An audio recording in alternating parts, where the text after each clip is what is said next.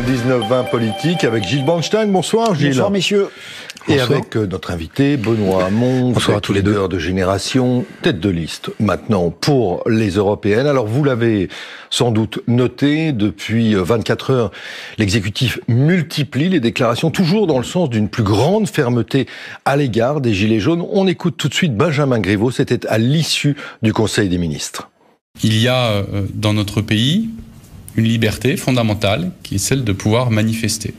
Il y a, face à cette liberté, une autre liberté importante, qui est le respect de l'ordre républicain. Vous avez des manifestations qui se passent bien dans le pays, et puis vous avez quelques manifestations dans des grandes villes, où vous avez des personnes qui s'y rendent avec un seul objectif: casser, piller, voler, brûler, violenter, pour ne pas dire tuer. Pour ne pas dire tuer, il faut que les manifs des Gilets jaunes s'arrêtent. Écoutez, si le président de la République et son porte-parole étaient aussi fermes avec Ford, à Blanquefort, avec l'ensemble de ces groupes qui aujourd'hui licencient, bernent l'État, se moquent du ministre des Finances, font des promesses. Si le gouvernement montrait la même fermeté à l'égard des puissants, on pourrait parfaitement comprendre qu'il soit ferme à l'égard de qui? Pas des casseurs, c'est pas de ça dont on parle là. Parce que là, il est parfaitement légitime que l'État demande aux forces de l'ordre d'empêcher les violences, saisisse la justice quand il faut punir ceux qui ont commis des violences. Mais que le message là s'adresse à ceux qui disent: il n'y a toujours pas eu de réponse fondamentalement sur le pouvoir d'achat. Il n'y a toujours pas eu de réponse sur la démocratie. Il n'y a toujours pas eu de réponse sur nos services publics et nous continuons à manifester. Et c'est ça qui est frappant et qui, moi, me choque parce que, au fond, on constate qu'il y a une dégradation à l'initiative du gouvernement du socle de nos libertés fondamentales. C'est le droit à manifester aujourd'hui qui est remis directement en cause. Ce sont les violences policières aussi auxquelles on a assisté qui amènent à ce que nous soyons condamnés à l'étranger pour l'usage d'un certain nombre de grenades. Condamnés. Recommandations de l'ONU et du Conseil de l'Europe. En justice, pardon, mais condamnés publiquement par ceux qui s'alarment de l'usage immodéré et disproportionné de cette violence-là contre des manifestants. Et il me semble aujourd'hui que le président de la République, puisque c'est de lui dont il s'agit, devrait équilibrer son discours. Et moi, je l'appelle à tenir compte du fait qu'il a manqué de tempérament, de caractère et de fermeté à l'égard de ceux qui peuvent beaucoup dans la résolution de cette crise, c'est-à-dire ceux qui sont à l'origine de cette répartition des richesses de plus en plus inégalitaire, les grandes fortunes, le CAC 40, ceux qui ont le plus, et qui, jusqu'à présent, ne sont toujours pas mis à contribution pour qu'on sorte de la crise. Justement, Benoît Hamon, vous faites référence effectivement à Ford sur le site de Blanquefort. Vous faites référence aux autres problèmes industriels de l'État. L'État, pour reprendre la célèbre formule de Lionel Jospin, ne peut pas tout, l'État est impuissant. Est-ce qu'il faut revoir très concrètement la loi Florange qui avait été portée par votre collègue et ami Arnaud Montebourg en 2014 ? Il faut simplement que l'État français, à la différence de beaucoup d'autres États, ne s'interdise pas, dans sa doctrine d'intervention, d'utiliser un instrument qui est la nationalisation temporaire. Ça n'est absolument pas interdit.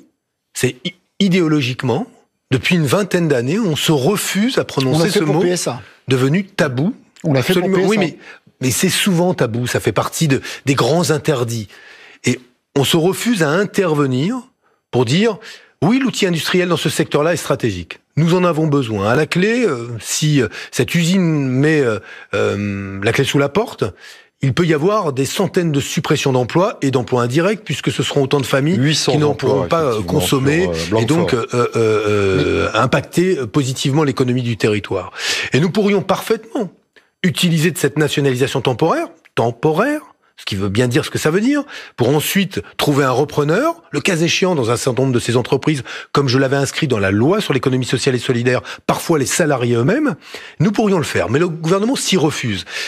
Honnêtement, aujourd'hui, quand on a été à ce point trompé par des acteurs privés qui ont fait des promesses et se sont, une fois encore, moqués de Monsieur le maire, qui n'est quand même pas très sérieux dans cette affaire, il va falloir qu'on commence à s'interroger sur le sérieux de Monsieur le maire, quand on se moque à ce point du gouvernement et de l'État français, il est peut-être temps, à un moment, eh bien que le gouvernement dise ses priorités. Si sa priorité c'est l'emploi et le maintien de l'outil industriel, qu'il nationalise temporairement ces industries, ça me paraît être la seule solution pour aujourd'hui maintenir l'emploi et nos capacités industrielles. Gilles. Toujours sur les affaires économiques européennes, qu'avez-vous pensé de l'entrée de l'État néerlandais massive au capital d'Air France KLM ce matin? Écoutez, ça en dit long sur l'image de la France en Europe. Ça en dit long sur le fait que nous ne sommes plus redoutés, craints par qui que ce soit. Rendez-vous compte, au cœur de l'Europe, un pays ami, avec un gouvernement d'une couleur politique semblable à Emmanuel Macron, se livre à une entrée en force au capital d'Air France que n'a ni vu ni connu, là encore, le ministère de l'économie et des finances, pas davantage que le Premier ministre ni le Président de la République, pour s'imposer autour de table de notre avionneur numéro 1, en l'occurrence notre compagnie aérienne numéro 1, avec un enjeu de souveraineté évident pour nous imposer des décisions que nous n'aurions pas été capables de prendre chez nous. Écoutez, c'est, je pense, très très grave, mais ça en dit long sur la perte d'influence de la France en Europe et sur le fait que cette Europe intergouvernementale ne marche plus. Il n'y a même pas d'esprit de solidarité et de coopération minimum qui amènerait à ce que les Pays-Bas disent, bon écoutez, nous vous prévenons que nous avons aujourd'hui, nous ne pouvons pas laisser les choses se faire comme cela. Non mais que dans le cadre d'une alliance avec KLM, nous avons des intérêts que nous voulons au-delà de cette montée au capital agressive, le président de la République a eu raison de dire stop aux Pays-Bas. Mais il dit stop, il dit rien du tout. Il prend acte. Et il en est arrivé à dire bon, on va convoquer le ministre de l'économie et des finances néerlandais en France. On est humilié. C'est un camouflet pour Emmanuel Macron et pour Bruno Le Maire. Mais pardon de le dire, mais on n'a jamais vu ça. Ceux qui étaient censés être alors les héros du libéralisme, ben voilà, ça marche comme ça, les États prédateurs désormais au service d'intérêts privés.